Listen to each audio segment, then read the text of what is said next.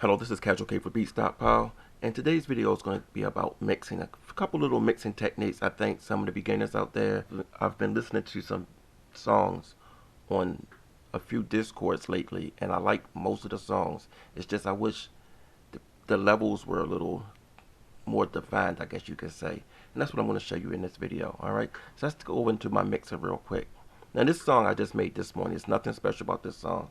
Let me play a little bit of it. It's just something I made for this video. If you look at the drums, you can see a very simple drum pattern, and it's only one bar. I didn't even make a second B part. This is considered the A part. I didn't even make a B part for that. So just something really simple for the video.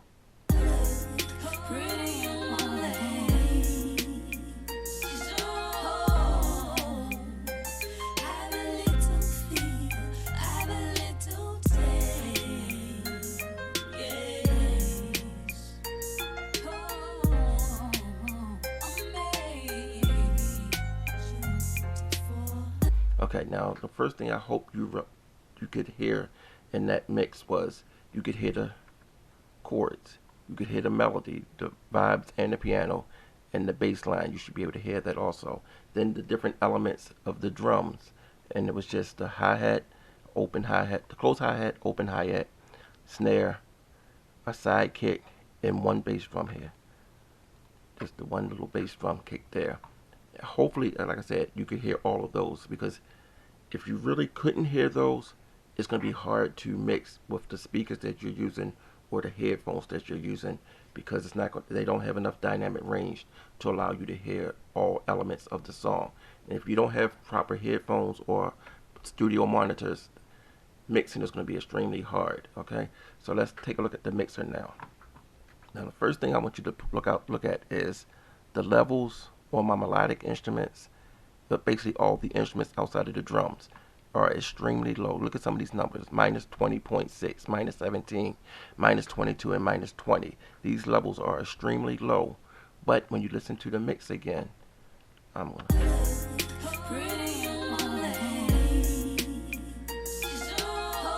everything is still coming through the mix. Also with the vocals, the vocals are at minus 17.3. You can play with this, and you would probably use automation once you get past this stage and you go to your master, start truly mastering the song. You're going to automate the vocals some to keep it in the sweet spot, but for this video we're not going to deal with that. Alright, so now you see all of these levels really low. What I like to do is use a tool called span, and when I start to mixing, first of all, the way I've done this so long, I turn everything down almost instantly. If I put us on, say if I add these vibes to the mixer, the first thing I do, I'll connect it to my pre-mix, delay, reverb, and then I'll turn the volume down. Right off the back, I'll turn it down and start working the volume upward instead of having it in the mix and trying to turn it down. You want to put it down low and work the way up. Alright, so let's go now. Like I said, I use this program called Span a lot, and I'll solo the kick and the hi-hat. Alright, and I'll just listen to these two. And what I'm trying to do with this is the kick right here. It should be the highest thing in the mix. Other than your vocals, sometimes will swell above the kick, but for the most part, you want your you want your kick to stand out, and everything is mixed off the kick. So next you have your hi-hat that's here, and you can see it's just slightly below. It's peaking up right there. Yeah, it's almost perfect. I mean, the hi-hats and the kick are almost at the exact same level, which is fine. You can turn the hi-hats down a teeny bit if you want, but they're kicking at the relatively the same levels.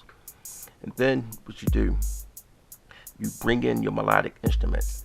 Now, when you keep in mind, when you bring your melodic instruments in, these are going to take up the same space in this valley that your vocals are going to take up. But it's okay as long as you have your kick and your highs mixed properly. Let's bring in the snare also. Now the snare is right here. I can solo that and show it to you. You'll have the main energy here, and then the resonance here. So you have your snare kick, that main, the attack is here, and then the resonance there. Alright, so let's come back. Now we're going to bring in your melodic instrument. So this is going to be the chords. You see this is going to fill up this valley here. But you don't want to allow the chords to get above the kick. So if my kick look is about right there, those chords should stay below the kick. Bring in the part of the melody.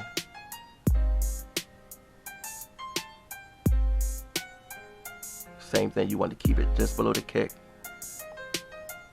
Bring in the vibes. My kick is right there. Now that's getting close.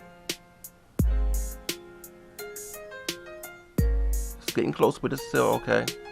You see the hi-hat or something is peeking out here a little bit. Alright, now bring the bass in. And of course the bass is going to be down low. Let's solo the bass for a second. Now there's a couple of things you could do with the bass. Sometimes I like to use the bass. It's almost just texture. Not even, you basically sort of just feel it some. You don't necessarily hear it because I'm not walking this bass. It's just playing the root notes. So in this case I think it's fine. I'm going to bring everything back in and then bring the vocals in after that.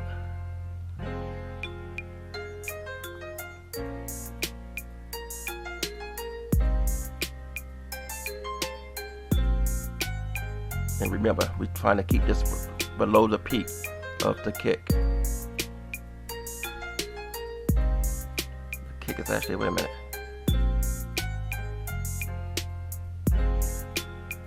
I think it is actually, I need to,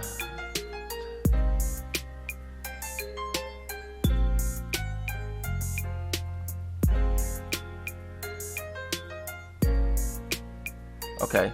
So everything right now, to me, is nice and balanced. That's the way you want your mix to sound. And then you come to the vocals. The vocals, like I said, these vocals can get louder, but it's all depending on how you want your vocals to sound. So let's bring in the vocals.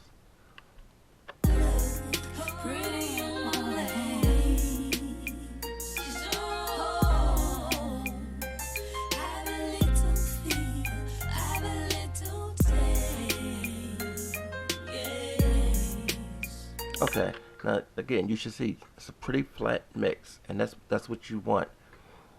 Something else I want you to look at is this program I have here called Loudness. This, I'm gonna turn it off first. Let's turn it off and play the song again.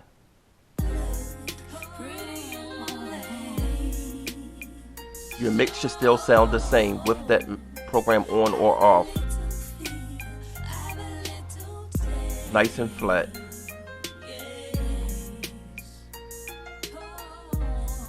Alright, now let's turn this back on.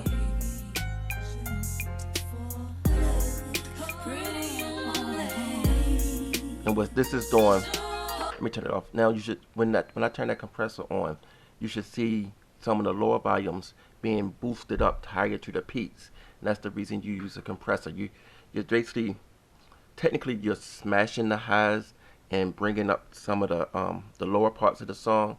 But what I like about this Loudness compressor is it doesn't really kill your highs. It doesn't kill your dynamic range. It is really good at bringing up the lower elements of your song to blend them in better with the higher elements, okay? And still keeping your kick at your highest reference point with the snare, your vocals in the middle.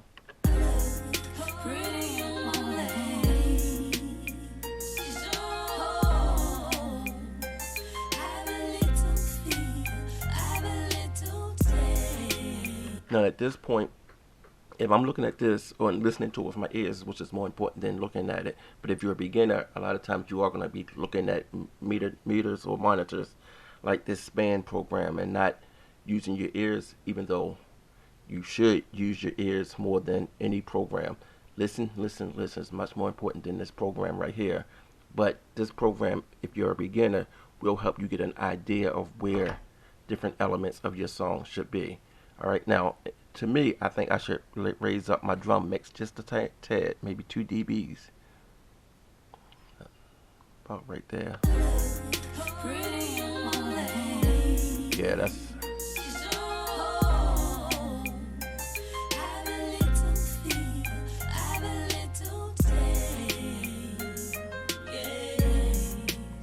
Alright, now you should be able to hear that rumble of the bass down at the bottom. You should hear the hi-hats, the perk, this little perk. That should come through. Let's listen for this.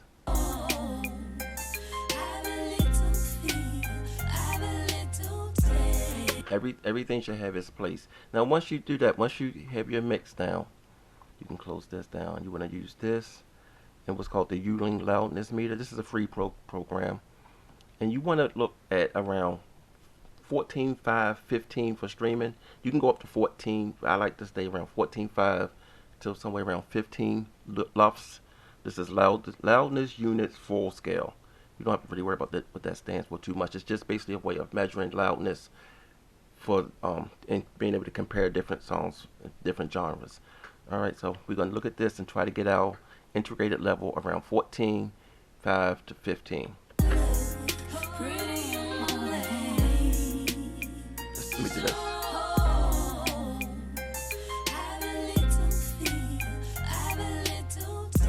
Okay, so I can actually go up a little bit.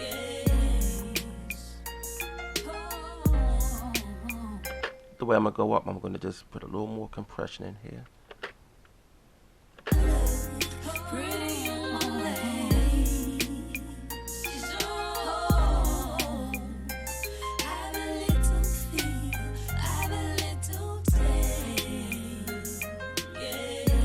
A little bit more.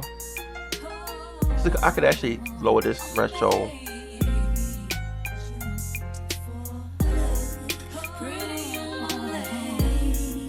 There we go.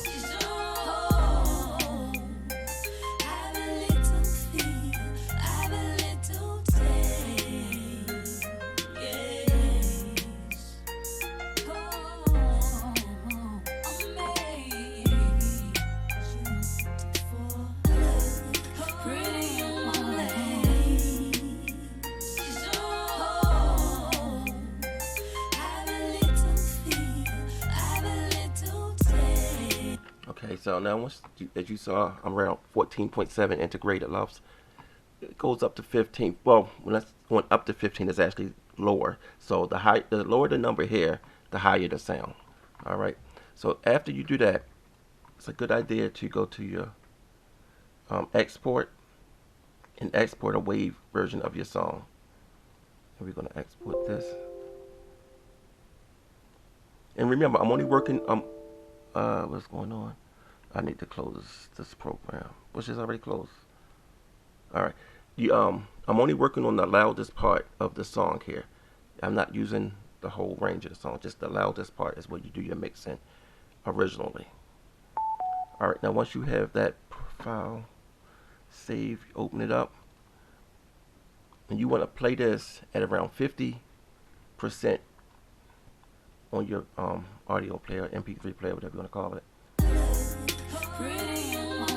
You want your volume here right around 50%. And then add volume.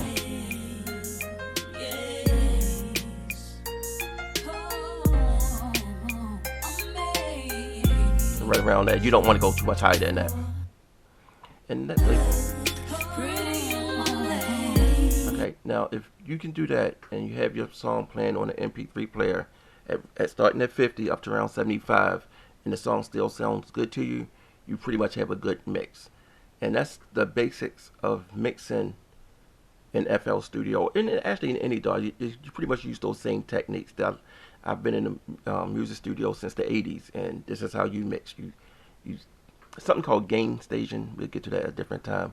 But you just basically want to have everything coming off this kick, the kick and the high, basically, because these are almost at the same level. But you balance everything off the kick.